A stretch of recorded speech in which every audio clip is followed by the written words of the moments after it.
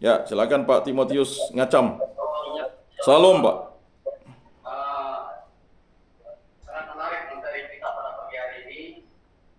Biarpun ini materi yang pertama tadi, Bapak, istilah-istilah dalam nama dalam para rasul, kita ini tidak malu bertanya.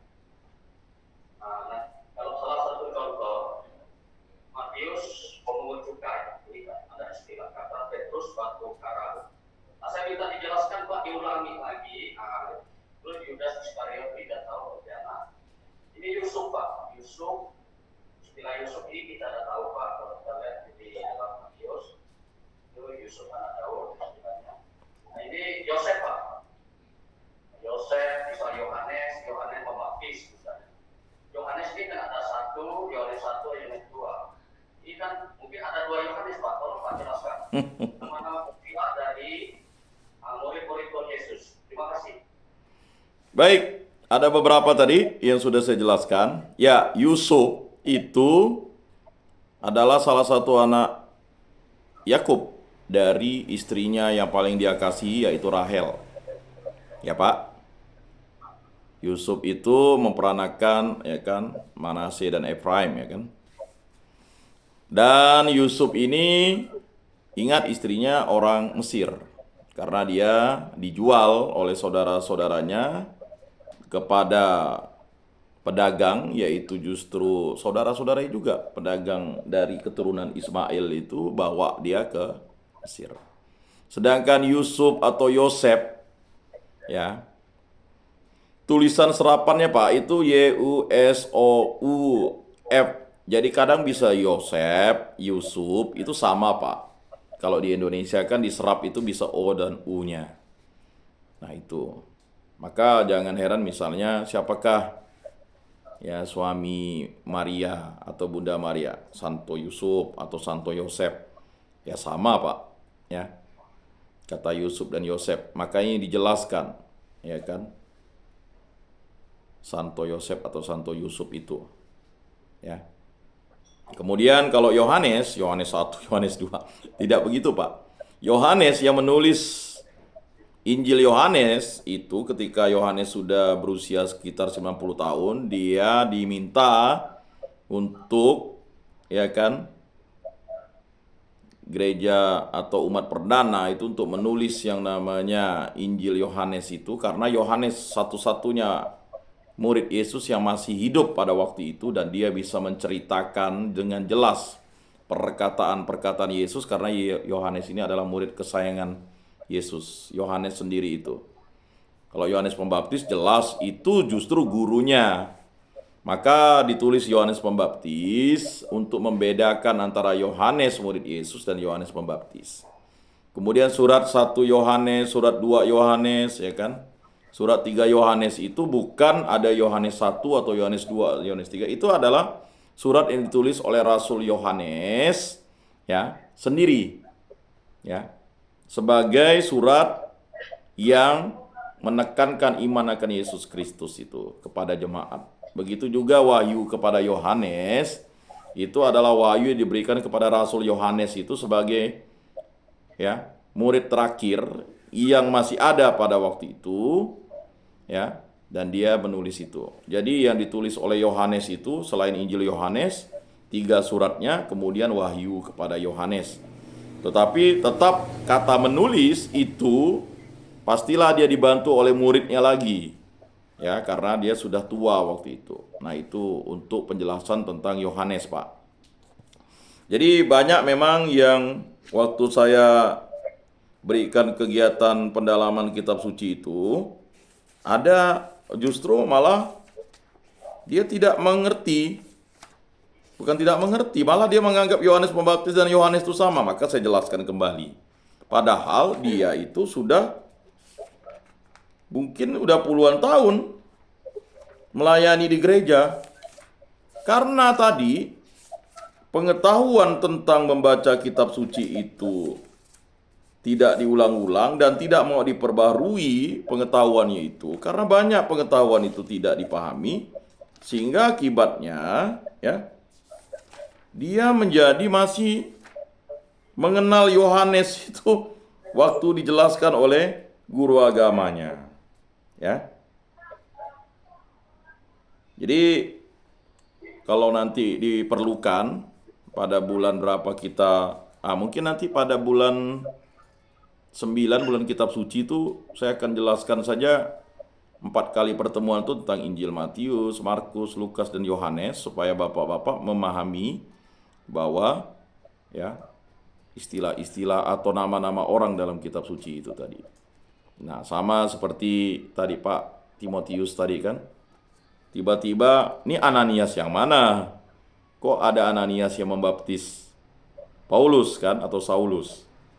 Sedangkan Ananias itu sendiri, ya ada juga Ananias dan istrinya yang menjual hartanya, lalu dia mati karena dia berdosa. Ya, itu Ananias waktu itu ada beberapa Pak.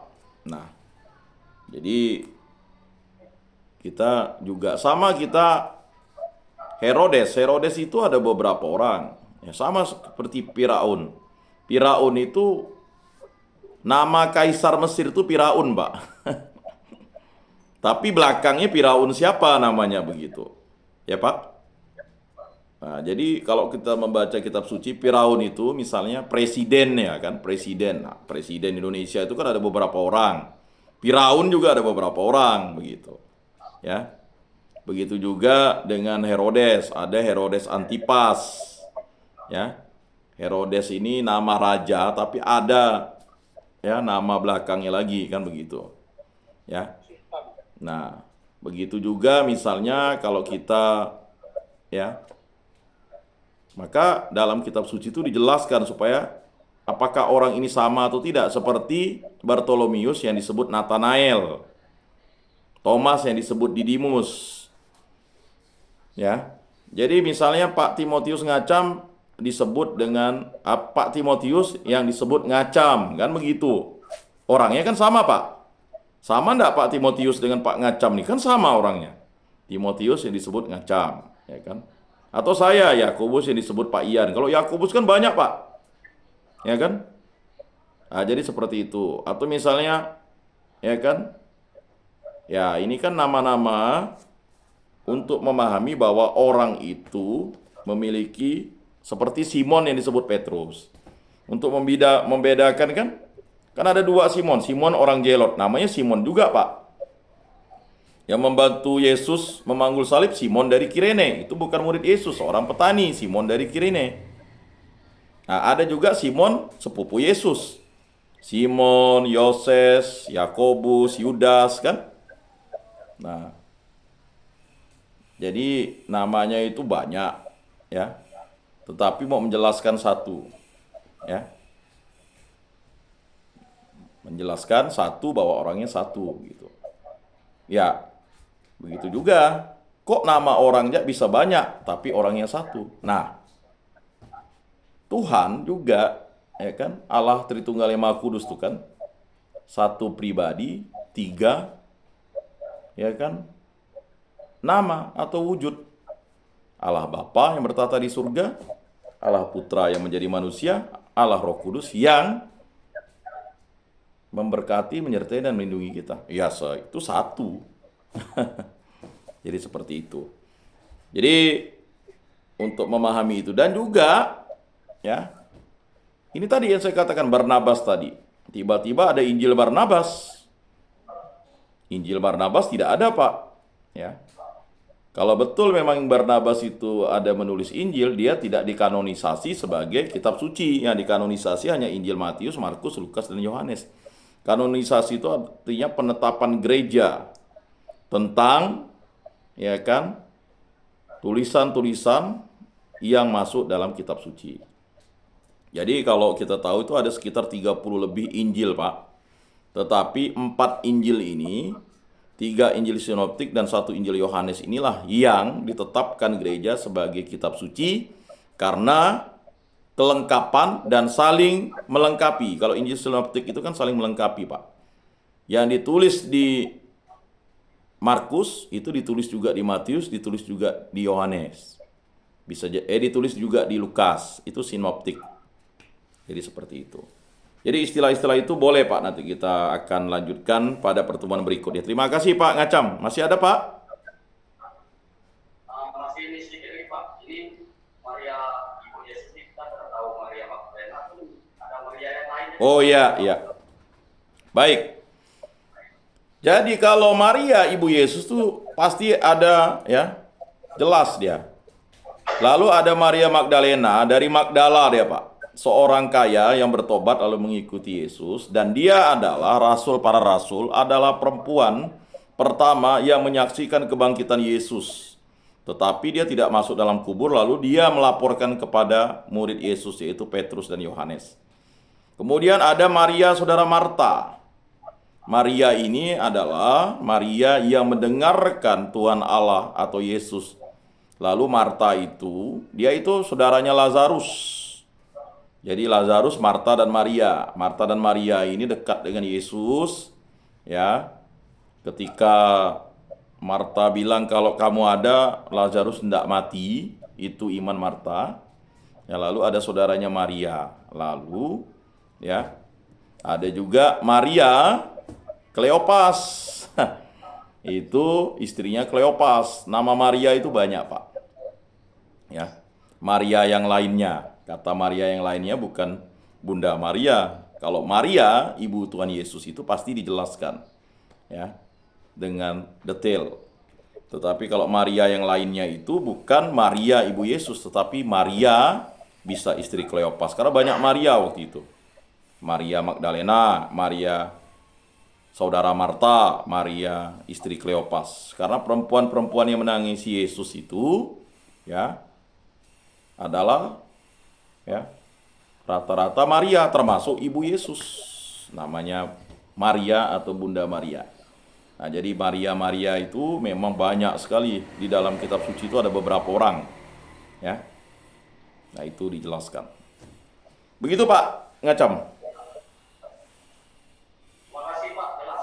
Baik, demikianlah pertemuan kita pada jalur online ini. Terima kasih untuk Pak Dendi, Pak Andre, Pak Niko, Pak Ngacam, bapak-bapak yang lainnya. Terima kasih atas waktunya. Saya mengucapkan terima kasih yang masih konsisten, bertekun terus untuk mendengarkan ini, Pak Buarjo, ya, Pak Atis, ya, dan bapak-bapak yang lainnya. Saya lupa namanya, ya. Semoga di lain kesempatan kita tetap bergabung dan banyak yang mau belajar sehingga kita mau memuji dan memuliakan nama Tuhan. Mari kita tutup dalam doa, dalam nama Bapa dan Putra dan Roh Kudus. Amin. Allah Tritunggal yang Maha Kudus, kami bersyukur di hadapan-Mu karya agung mula yang menyatukan kami di tempat ini sehingga kami dapat hadir. Berkatilah pribadi lepas pribadi kami agar kami selalu jujur, setia, dan selalu total dalam mencintai Dikau dan sesama.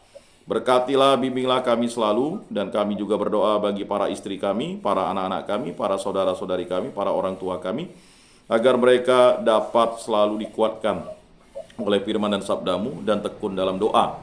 Dan jika mereka ada sakit, angkatlah sakit penyakit mereka dan pulihkanlah sesuai turut kehendak-Mu. Begitu juga untuk kawan-kawan kami di tempat ini, biarlah kerajinan mereka kembali berkobar dan mereka mau hadir dalam setiap kegiatan bimbingan rohani, ibadat, dan misa, sehingga mereka dapat selalu memuji dan memuliakan nama-Mu dan mencintai nama-Mu. Semua doa ini kami serahkan dengan perantaraan Tuhan kami Yesus Kristus yang hidup dan meraja kini dan sepanjang segala masa. Amin.